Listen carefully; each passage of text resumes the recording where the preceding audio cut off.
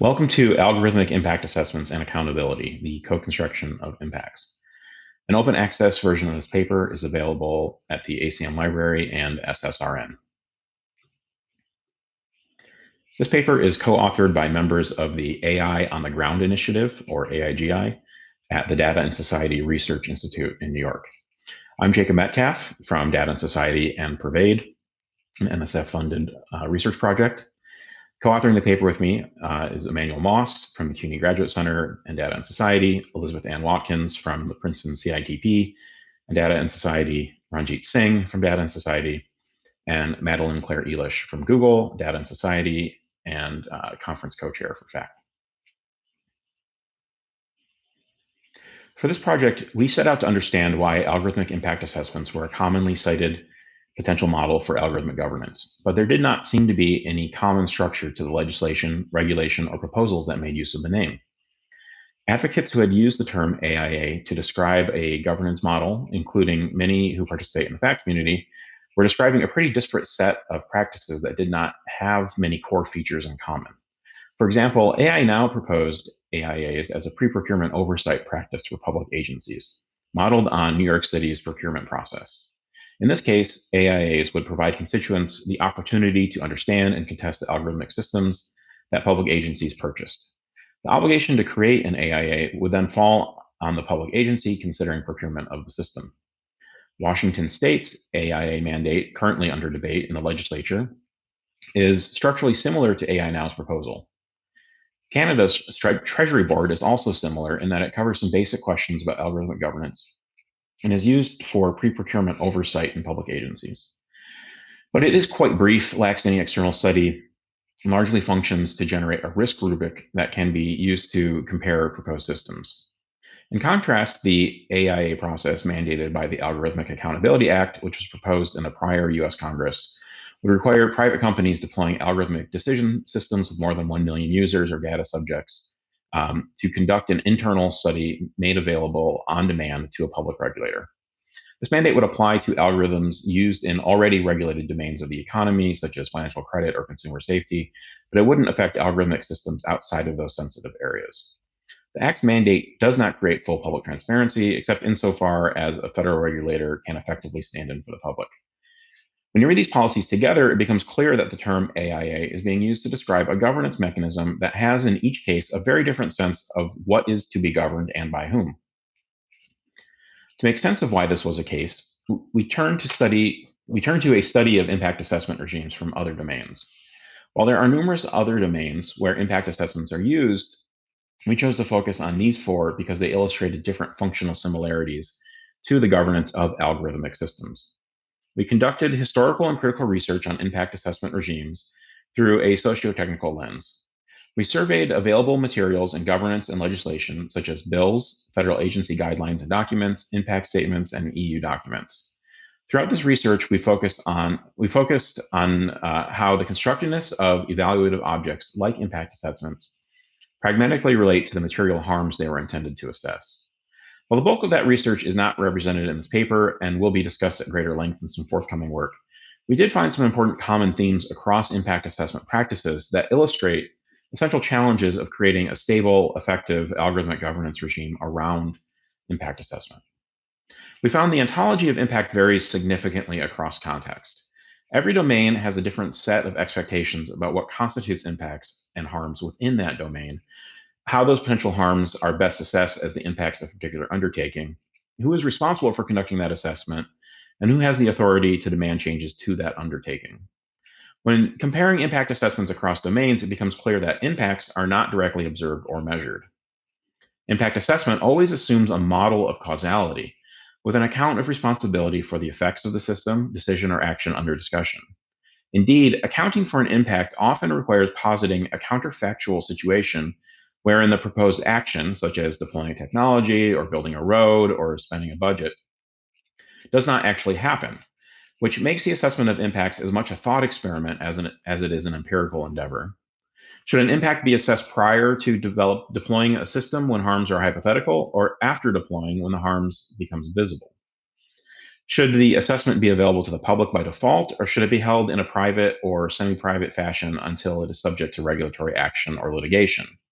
How should the measured harms be bounded in terms of time and geography? What types of harms rise to the level of notice? These are all ultimately questions about how to constitute responsibility for harms, but are emergent with questions about what exactly impact describes.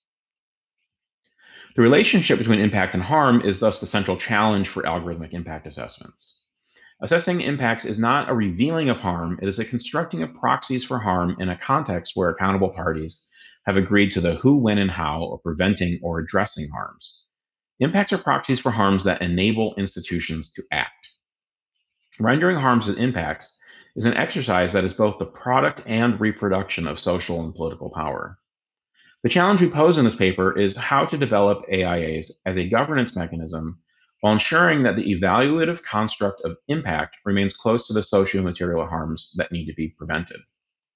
Here we think of algorithmic harms as socio-material injuries to a person's health, political or juridical freedoms, financial access, or other forms of life chances on the basis of computable characteristics. Harms happen to people, whether as individuals or communities and societies. We now have ample examples of the range of possible algorithmic harms, from facial recognition systems driving false arrests to exclusion of transgender individuals from biometrically controlled systems. There is need for much more scholarship on how algorithmic harms get defined, categorized, and measured, but here we are mostly interested in how harms get rendered as impacts. So, why does the process of impact assessment require impact as a proxy for harm rather than simply measuring harm directly?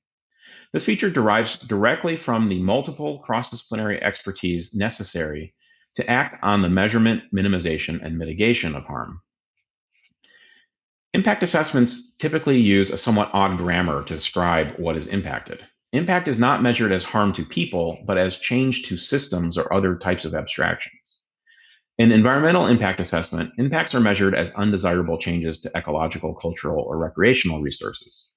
Pollution impacts air or water quality, it does not harm people by causing illness or breaking up families. Human rights impact assessment measures impacts as a diminution of access to rights. Human rights violations affect the abstract category of rights, they do not harm people as such. Consider what this formulation might mean in terms of algorithmic harms. At this point, we're all familiar with the divergent accuracy rates for facial recognition technologies across demographic groups, particularly between light and dark complected skin and between genders. Captured within a technical system, this would appear as a differential rate in precision and recall across demographic groups.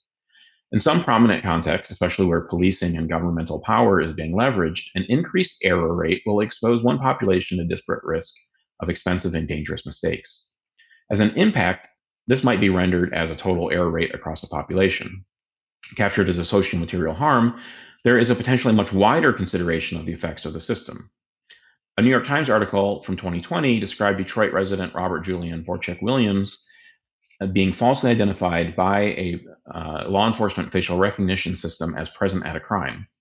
Without any other due diligence or even comparing his driver license photograph to the crime scene surveillance footage themselves, law enforcement officers arrested and jailed him. The algorithmic harms Mr. Williams experienced range from loss of income, trauma to his children, lost time in jail, spending money on legal fees, and the experience of fear.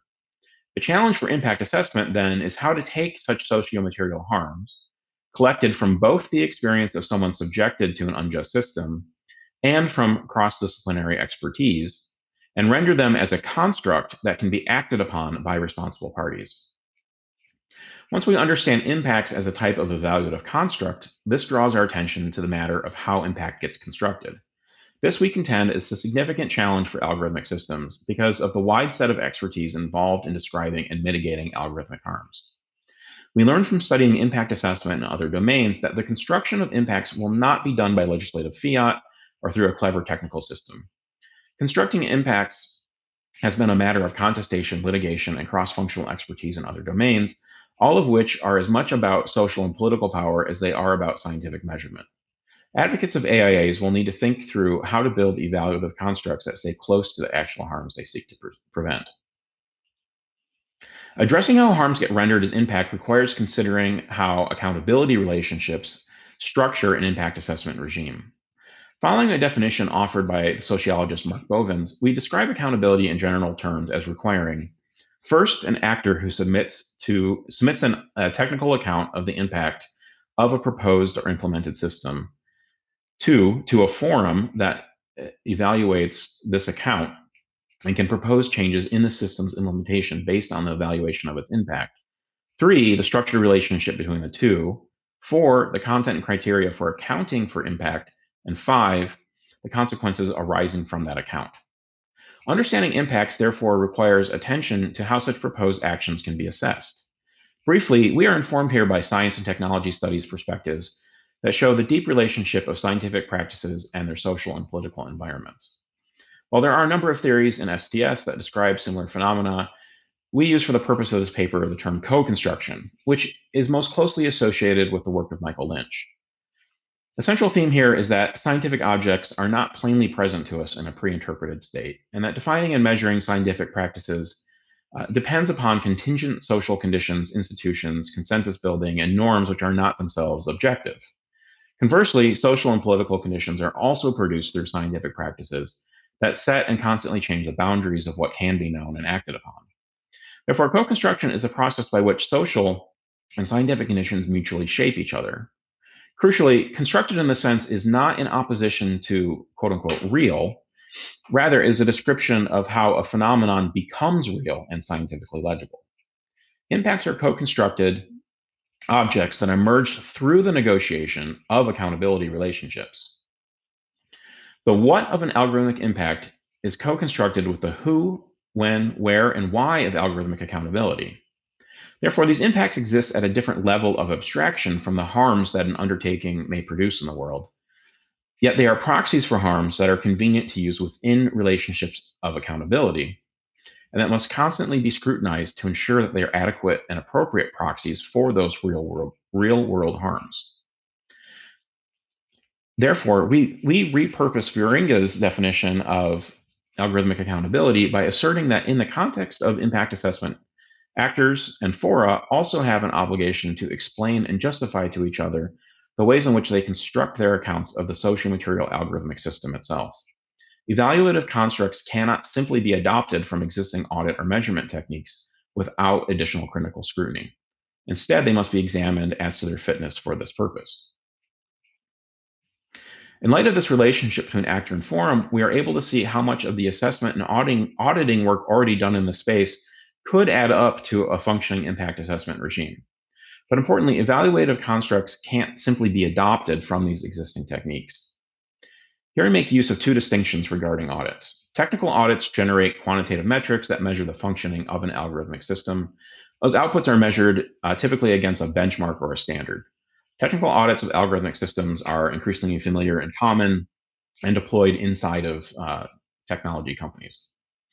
Qualitative audits make use of social science methods to examine how people and communities experience the effects of algorithmic systems. So far, qualitative audits are less common, at least in part because there are fewer benchmarks for social science methods to leverage. We also use the terms third-party and second-party audits, borrowing from other sectors of the auditing world. Third-party audits have no access to the back end of the algorithmic system and thus examine only the outputs. These techniques make use of sock puppets or commercially available APIs. Second-party audits involve the controller of a system hiring another party to assess the functioning of that system and provide at least partial access to the back-end functions. Independent critical audits lack access to the design specifications and internal technical description of algorithmic systems that are often protected by intellectual property laws. They also do not in themselves have direct influence over the design and operation of the algorithmic systems. Third-party audits have captured much of the public conversation around algorithmic governance, such as technical audits in the Gender Shades Project or the ProPublica Compass audit. Example of third-party qualitative audits would include Virginia Eubank's study of the Allegheny County Family Screening Tool or human rights studies done by organizations like Article 19. Second-party audits include technical work done by accounting and auditing firms or algorithmic fairness specialists like Kathy O'Neill's Orca Consulting Group. Audits such as these have developed methods that will certainly be utilized in any AIA regime, but without being situated in relationship between an accountable actor and forum that can force changes to the system, auditing does not add up to a full-fledged form of accountability. The theory of change behind auditing in the current context relies mostly on the exertion of public pressure. For example, in public discussions of the gender shades audits, Deborah Raji has argued that while audits can be successful at forcing technology companies to change their practices one at a time, their most significant impact could be enforcing the creation of general obligations to conduct full-fledged impact assessments. In our terminology, third-party audits operate under the theory of change that critical public attention will force the creation of an accountable forum. While external audits are a forum without an actor, internal algorithmic governance is an actor without a forum. Internal governance will always run the risk of legal endogeneity and lack external fora that can demand accountability for harms. Internal governance mechanisms are represented by Mitchell et al.'s model cards for models, Gabru et al.'s data sheets for data sets, or Raji et al.'s end-to-end technical auditing framework. These technical interventions would likely provide the bulk of the material used in the AIA reporting. But within end-to-end internal governance frameworks, the formal limits of algorithmic expertise are in tension with the social worlds in which algorithmic systems operate. Without an external forum making demands on the internal governance mechanism, then the governance mechanism will always focus on what is most important to the organization using it. A private company that develops algorithmic systems cannot evaluate the comprehensiveness of its own efforts to evaluate impacts. As the relationship between impacts and harms is interrogated, it becomes more tightly coupled and a more complete set of harms is rendered legible as measurable impacts. And yet, absolute certainty of the full complement of harms has been rendered legible remains forever elusive. This is what we name the assessor's regress. The completeness of the assessment relies on a never-ending chain of justification. Since organizations responsible for algorithmic systems can only be held accountable for the impacts that can be foreseen by IA processes, and not the full set of possible outcomes, this regress becomes both the means of ensuring accountability, but also an organizational challenge as it becomes difficult to know when a satisfactory array of harms has been rendered legible. When institutional practices of consensus and inclusion are working well, the regress becomes less visible and the constructiveness of the object, whether impacts or experimental apparatuses or testing regimes, is not an ongoing concern. When the institutional practices lack legitimacy and consensus is not actively sought and maintained, the object of study becomes far more contested. There is no impact without the accountability practices that define, detect, and act upon it. Likewise, there's no accountability without defining the ongoing institutional consensus on what impact is. However, these uncertainties do not imply that conducting rigorous AIAs and establishing accountability is impossible. Resolving assessors' regress requires intentional institutional practices and assembling expertise that can build consensus over whether the adequate scope and weight of possible algorithmic harms has been measured and accounted for during AIAs. The assessor's regress is only closed by a forum in a legitimate accountability relationship. An important feature of how impacts are determined within IA processes in other domains is how diverse forms of expertise are assembled. Environmental impact assessments, for example, employ wildlife biologists, fluvial geomorphologists, archaeologists, architectural historians, ethnographers, chemists, and many others to assess the panoply of impacts a single project might have on environmental resources. Further, disciplinary expertise must often be combined in order to construct the relationship between impact and harm. A chemist's expertise in how toxins move through groundwater, a clinician's knowledge of how that toxin affects bodies, a development psychologist's knowledge of how children who have been exposed to the toxin alter their learning patterns, all trace a path from that which is measurable as an impact from an environmental project to a harm or set of harms experienced by a person or community. In terms of epistemic commitments, none of these entities, regulatory agencies, private companies, affected communities, or independent investigators alone possess enough insight into the design, operation, and effects of algorithmic systems to be able to evaluate the relationship between their impacts and their actual or potential harms. In terms of governance commitments, none of these entities alone possess authority to assess the adequacy of those impacts or demand changes to systems that produce unacceptable impacts. There's a recent excellent example from the world of environmental impact assessments that illustrate what this might look like in practice. For a long time, NEPA, the law that governs environmental impacts in the United States, has not really considered justice issues. From a significant amount of pressure regarding litigation and scholarship, judicial decisions, there has emerged a new policy consensus around including environmental justice in the environmental impact assessment work in the United States. Without including an environmental justice assessment at this point in time, your environmental impact assessment is considered incomplete and subject to litigation. So there's an important way in which this the constructedness of impacts through cross-disciplinary expertise and work with the affected communities can actually change the object that is studied. In this paper, we've analyzed impact assessment in multiple domains to argue that impacts can best be understood as evaluative constructs that emerge from and through, i.e., co-constructed, relationships of accountability. In the context of algorithmic governance, relationships of accountability are crucial for structuring the associations between actors and fora in ways that allow the fora to demand changes to an algorithmic system. But we argue these relationships are also crucial for interrogating the ways in which impacts are constructed by a range of relevant actors to make harms to people and communities legible. We point to the necessity of combining diverse forms of expertise and foregrounding the expertise of communities most likely to be affected by algorithmic systems so that the consensus can become a resource for bringing measurable impacts as close to potential harms as possible. The authors wish to thank our colleagues who took the time to read this work in draft form, especially Patrick Davidson, Sarita Emert, and participants in the Raw Materials Seminar at the Data and Society Research Institute. We also wish to thank the National Science Foundation for its support of the research and the Illuminate Group for supporting AIGI. Thank you for listening, and we look forward to hearing your questions and comments.